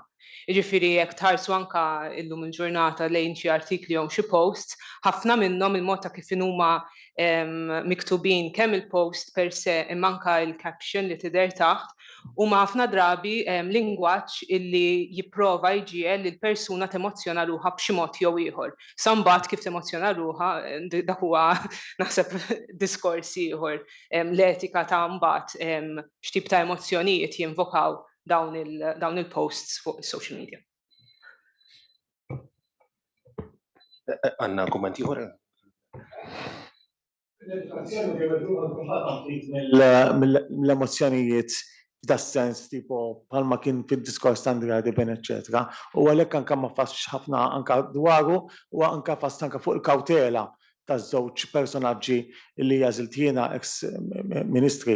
Però naturalment hemm sorsi oħrajn li anke pereżempju bħal fil-każ ta' Dibin pereżempju Subbanici jassoċja ħafna jitkellem dwar Nista Bormla li huwa wieħed minnhom isu jifhem il-kuntest anke soċjali tan-nies huwa dejjem qrib in-nies, jiġifieri l-istess anke Evarist Bartolo jitkellem lilu nnifsu bħala edukatur huwa stess, jiġifieri f'dak is-sens hemm ta' emozzjoni f'dak is-sens iva qiegħed hemmhekk ukoll. Grazzi Omar, għandna iktar kummenti minn għandna s-Sinjura hemmhekk. Mary Rose Mifsud. Jiena ħan nitkellem bħala ex-teacher. Waħda mill-affarijiet li ħarġet illum skont l-opinjoni tiegħi li kienet ċarissima kienet il-konnessjoni li hemm u l-importanza bejn il-politika u il-lingwa bħala mezz ta' espressjoni u mbagħad magħha tista' żżid ta' persważjoni wkoll. Jiena jinkwitani ħafna il-kunċett li donnu daħal dal-aħħar fil-edukazzjoni tagħna illi il-lingwa forsi mhix daqshekk importanti. Nisimgħu il-ħafna kanali ta' xandir li għandna u ħafna mezzi u naħseb kważi kulħadd jikkummenta fuq il-fatt li l-livell lingwistiku niżel l-isfel. Maħniex kuntenti bil-livell u l-kwalità tal-Malti li qed jintuża. Ħafna drabi dawn qed iservu ta' modelli għall-poplu u jgħidu li jekk jgħiduha allura jaħsbu illi hekk għandha tingħata u hekk għandha ssir. Issa jiena naħseb illi din il-konferenza ta' dolodu li kienet interessantissima u kien jidher ċar li sar preparament u koordinazzjoni qawwi. Għax jiena ġili mmur konferenzi u ħafna kelliema u mbagħad tara ħafna ripetizzjonijiet mentri kien jidher il-koordinament illi sar fil-taħdidiet ta' kull wieħed u waħda mill-panels. Però naħseb li siba ħaġa li toħroġ kieku tissarraf f'xi ħaġa għall-poplu. U naħseb waħda mill-affarijiet kulħadd ikollu l-aspett tiegħu, imma waħda mill-affarijiet li tista' toħroġ hija kif se naraw illi l-edukazzjoni tal-lum u r-riformi li deħlin u l-ħafna affarijiet li saru tajbin ħażina se jikkonvinċu lil min għandu is-seta li jagħmel xi ħaġa illi l-lingwa hija ta' importanza bażika. Nafu li Pope kien jgħidilna expression is the dress of thought. Imma wisq drabi qegħdin ngħidu u iva mhux basta niftehmu. Issa jekk in-nies ma jkunux konxi ta' dawn l-affarijiet kollha li semmejtu intom biex jiġu persważi, biex jiġu konvinti li jieħdu triq jew oħra. Kif se jkunu kapaċi jagħmlu l-għażla tajba? U traċedja, u dina tapplika l-pajjiżi kollha mhux qed ngħid għal-Malta biss. It-traċedja hi illi n-nies bħalkom illi għandhom għajnejhom miftuħin u jistgħu jagħmlu studji u jistgħu jaraw dawn l-aspetti lingwistiċi kollha u l-effetti tagħhom fuq ir-riżultati huma fil-minoranza. Il-maġġoranza mhumiex daqshekk konxi u huma l-maġġoranza li rridu nilħqu ikun ħarsla kbira illi din ir-riċerka kollha u dawn l-affarijiet kollha li smajna llum jibqgħu biss fid-dinja akademika kif ħafna drabi jiġri. Thank you very much u proset darb'oħra. Grazzi naqbel miegħek fadlilna 4 minuti forsi nistgħu nieħdu xi kummenti oħrajn. Għandna nassin. Gejtana paċe jiena fl-opinjoni tiegħi impressjoni fuq l-andament tal-lum. Etika, oratorija, metodoloġija morna fuq il-passat, fuq l-istoriku, għamilna sew għax mill-passat nitalmu suppost, u għamilna analiżi storika. Illum, minn dak il-li sar, fej wasanna? U biex nuża espressjoni oħra fra parentesi ta' Mintoff. Għal-futur, the future beckons. Grazzi, Anna Ux. Tabib. ċanferikom fuq l-metodoloġija. Meta kien hemm il-riferiment tal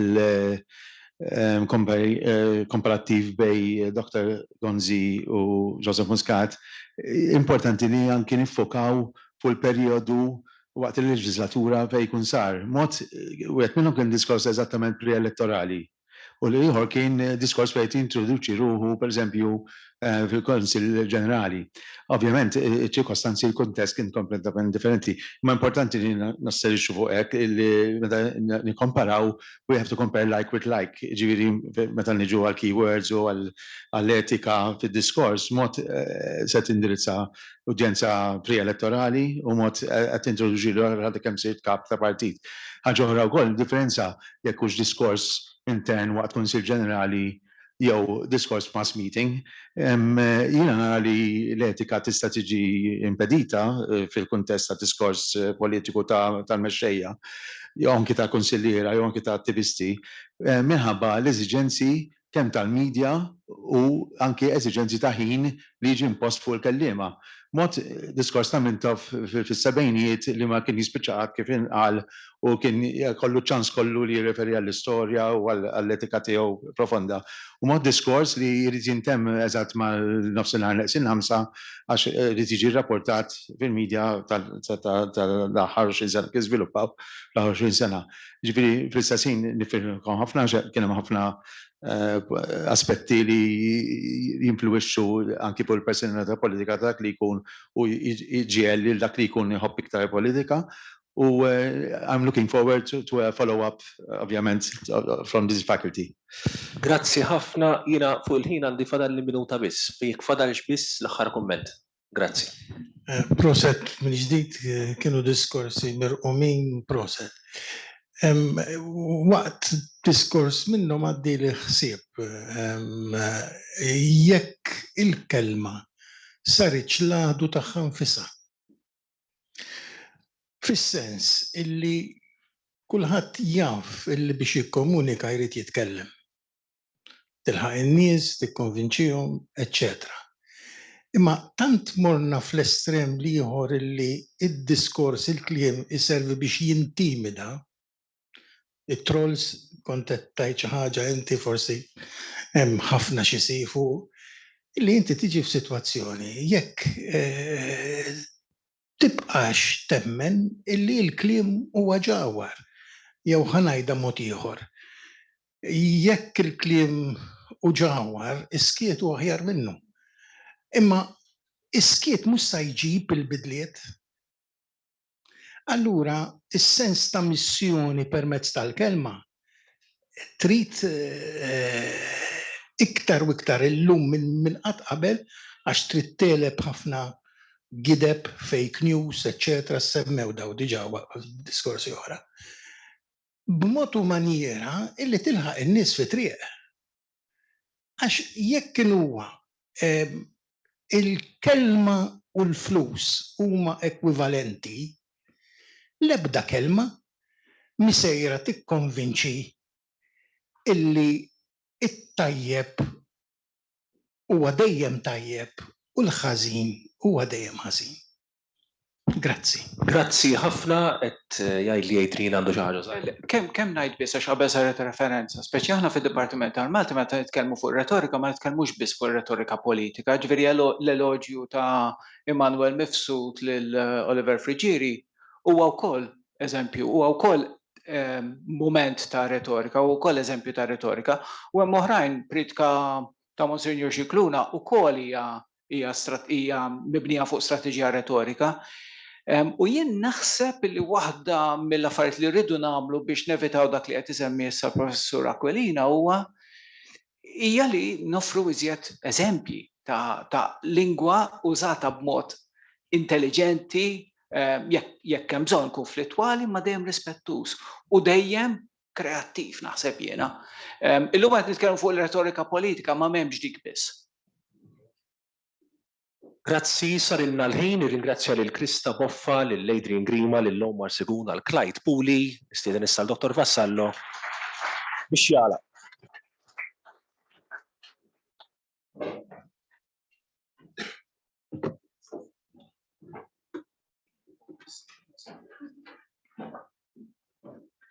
Wasanna l-aħħar.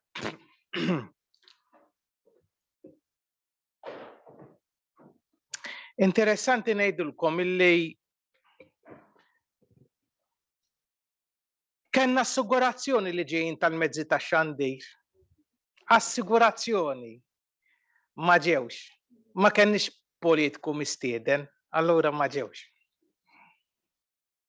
Però dak li smajna llum mhux se jibqgħu hekk. Fil-ġimgħat li ġejjin se jkun imxandar fuq Agora, il-live political talk show fuq ir-radju tal-Università issib filgħodu u bħalma ġara f'Lingwa Politik se nerġgħu nippubblikaw din it-tip ta' pubblikazzjoni. Xtaqt illi mhux biss jonorana bil-preżenza tiegħu imma bil-kelma tiegħu u allura nixtieq nistieden li Sur Charles De Guara, l-Awditur Ġenerali, illi kien qed jgħaddi numru ta' kummenti waqt li konna qegħdin nisimgħu u nixtieq illi jaqsamhom b'mod pubbliku. Onorajtna bil-preżenza tiegħek.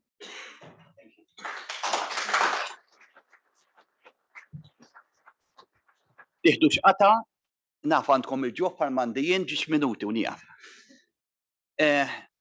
Jien ġej minn uffiċċju fejn ix-xogħol tiegħu jagħmel audits, jiċċekkja jekk ir-riżorsi pubbliċi qed jintużaw tajjeb.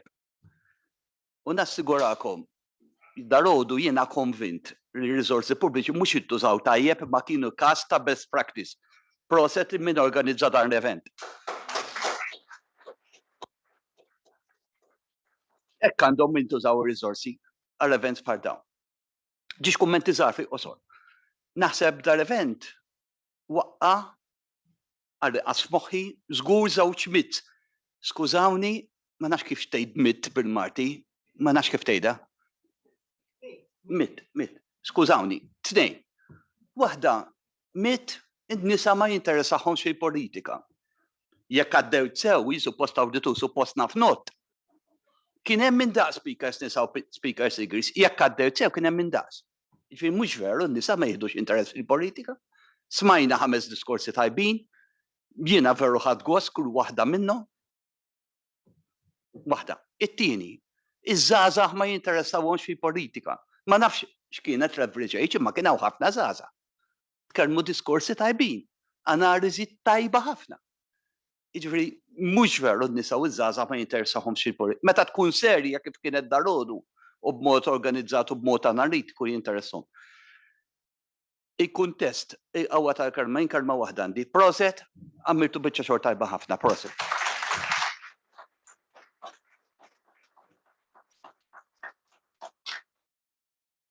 Nistieden issa lid-dekan li wkoll ororajtna bil-preżenza tiegħek, id-dekan tal-Fakultà tal-Ekonomija, l-Ġestjoni u l-Kontabilità, Dr. Emanuel Said.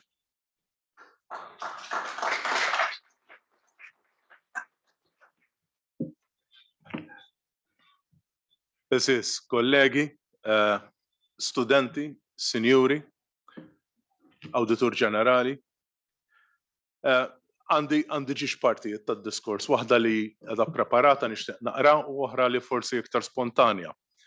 Nirringrazzjak tal-li kont daqshekk oġġettiv, mhux biżżejjed tmekna ma anke tgħidilna xi ħaġa tajba wkoll. Xi ħaġa li riflettejt b'mod vera personali tul din is-sessjoni ta' dalgħodu kienet illi ħadd pjaċir ħafna nara analiżi kwalitattiva ta' diskors b'mod verament sistematiku. L-isfortuna tagħna bħala akademiċi hi li naraw ħafna xogħlijiet fejn l-analiżi diffiċli tkun sistematika, diffiċli tkun applikata kemm għal sferi soċjoloġiċi jew inkella soċjali jew inkella sferi ekonomiċi, u minħabba fekk jisa riċerka fil-vojt. Però dal rajt dolodu kien eżempju, jew kienu eżempji ta' analiżi li minna hemm ħafna x'tixtar, ħafna x'titgħallem biex il-futur tagħna, il-futur tas-soċjetà Maltija jew tan-nazzjon tagħna, ma nsemmix il-gazzetta, huwa wieħed pożittiv, huwa wieħed li jipprometti li nistgħu naraw titjib verament sostanzjali. Dik kienet riflessjoni verament personali minn dan li kont qed nara dolodu. Però għandi 4 kelmiet li ħejjejthom qabel. Huwa tal-akbar unur u sodisfazzjoni għalija li nattendu nsegwi mill-qrib konferenza bħal din. Ngħid il-verità ħadd gost ħafna iktar mill-istennejt għax rajt sinerġija bejn il-fakultà tagħna, l-ekonomija, ġestjoni u kontabilità li jien id-dekan tagħha u l-fakultà tal-arti. Hawnhekk inżid nota personali. Forsi ftit huma n-nies li jaraw link jew inkella b'xi mod jew ieħor għaqda bejn fakultà tal-arti li meta semmi arti tibda tiftakar jien naf jew pittura jew skultura jew inkella lingwi u xi ħaġa bħal kontabilità jew xi ħaġa bħal ekonomija, numri prattikament. Jekk taf x'tot, jgħat hemmhekk jekk ma tafx tot mur mal-arti. Dejjem hekk kienet tradizzjoni. Attivitajiet konġunti ta' din ix-xorta mhux biss jagħmluna kburin, imma aktar minn hekk jirrendu lill-Università ta' Malta aktar rilevanti u viżibbli lil mill-kampus. Huwa biss bit-tfassil istituzzjonalizzat li noqogħdu naqsmu bejn dixxilpina oħra, inkella niddistingwu bejn fakultà oħra jew bejn dipartiment u ieħor. Fir-realtà, it-transdixxiplinarità hija l-ordni tal-ġurnata għax kemm is-soċjetà kif ukoll l-ekonomija rridu nagħtuhom soluzzjonijiet olistiċi jew parzjali. L-Università ta' Malta hija konxja minn dan il-fatt li transdixxiplinarità hija waħda mill-pilastri ewlenin li fuqu tistrih l-istrateġija tagħna għas-snin li ġejjin. Mamma mia. Illum smajna diversi kelliema kemm mid-Dipartiment tal-Politika Pubblika kif ukoll mid-Dipartiment tal-Malti, flimkien ma' ta' esponenti oħrajn mill-folla sabiħa li nġabret hawnhekk dolodu. Il-kol tkellmu dwar ir-rabta bejn il-lingwa u l-messaġġ politiku, bejn l-ingranaġġi u l-metafori u l-potenzjal tal-lingwa u l-messaġġ politiku li jrid iqanqal il-folol u jimmobilizza l-massa tan-nies. Jekk mhux ukoll jipperswadi. Laqtuni ferm mhux biss il-kontribuzzjonijiet li ffokaw fuq id-diskorsi politiċi u l-manifesti elettorali, imma wkoll fuq dawk li waqgħu l-lenti tagħhom fuq il-kontribut tas-soċjetà ċivili.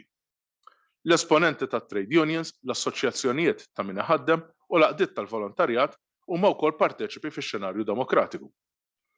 Mhux biss fuq il-livell Malti, imma wkoll fuq dimensjoni Ewropea u dinija.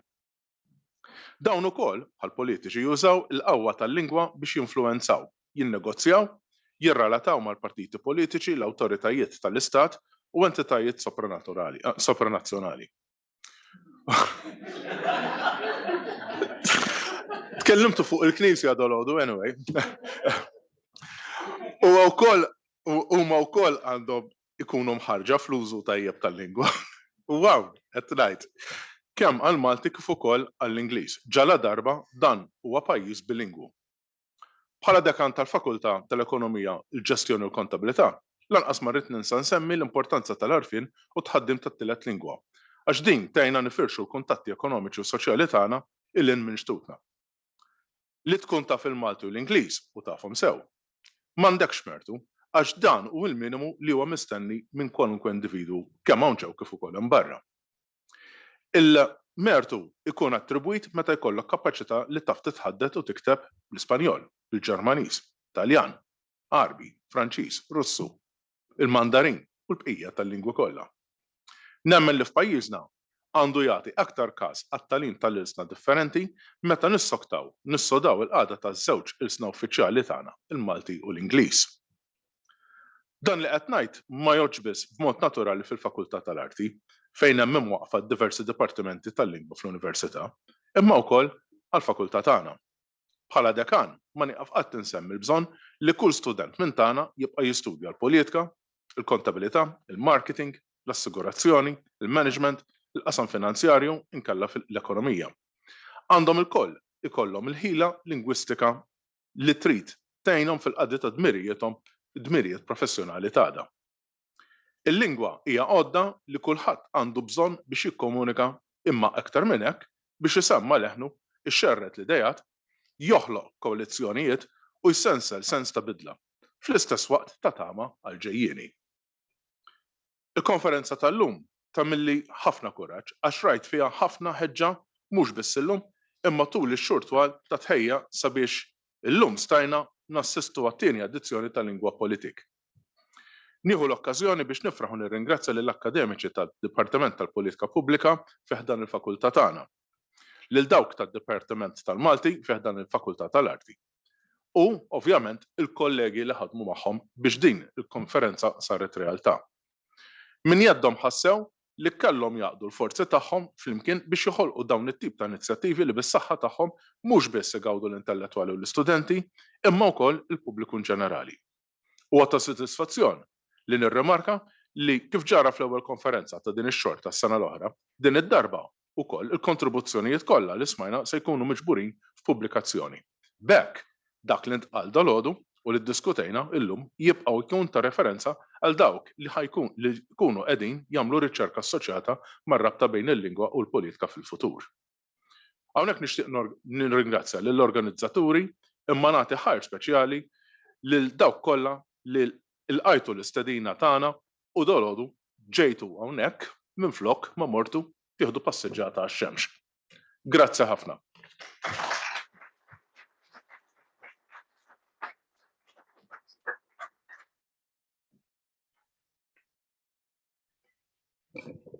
Min qalbi nirringrazzja żewġ kollegi illi magħhom ħdimna mill-qrib, il-kollega u ħabib tiegħi Dr. George Vital Sammejt u lill-professur Adrian Grima illi konna jisuq il-kumitat responsabbli għal din l-attività flimkien mal-kollega u ħabib tagħna Dr.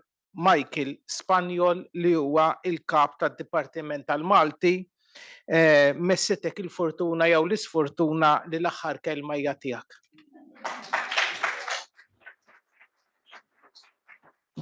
Wara d-diskors ta' Michael kulħadd joqgħod f'postu jiġi ċentrazza jibqa' f'postu ma ibqgħu ċentralizzati ħalli nieħdu ritratt tal-okkażjoni flimkien.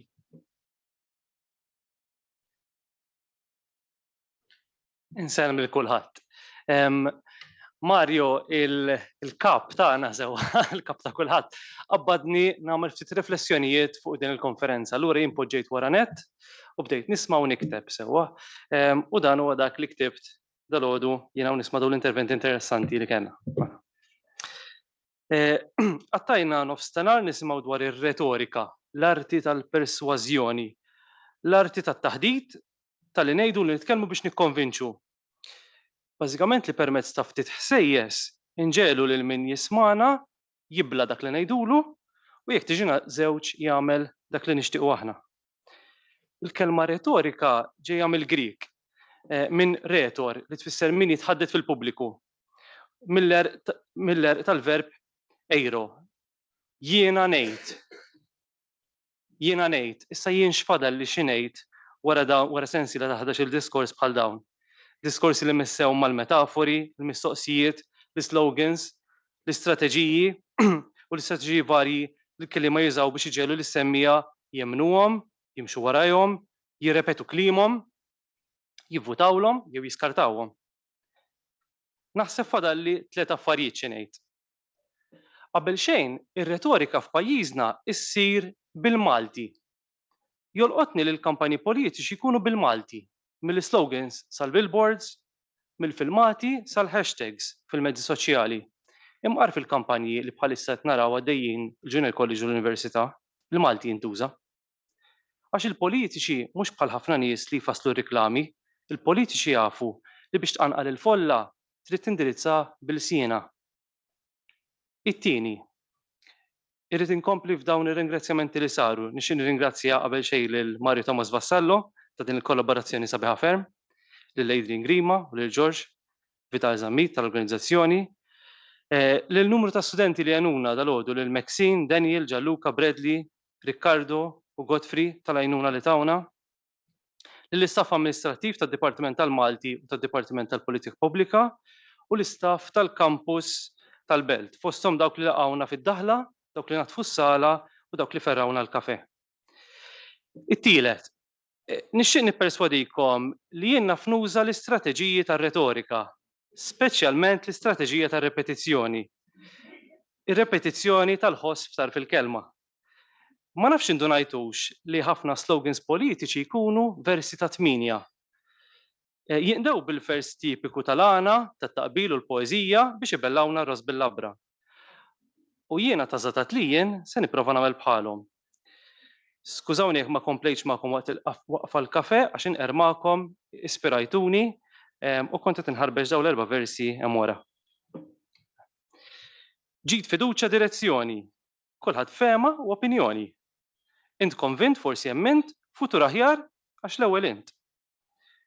Qalu dan u l-aqwa żmien u li Malta ħeq flimkien. B'ħafna kliem ħafna modi il-valuri qalu sodi.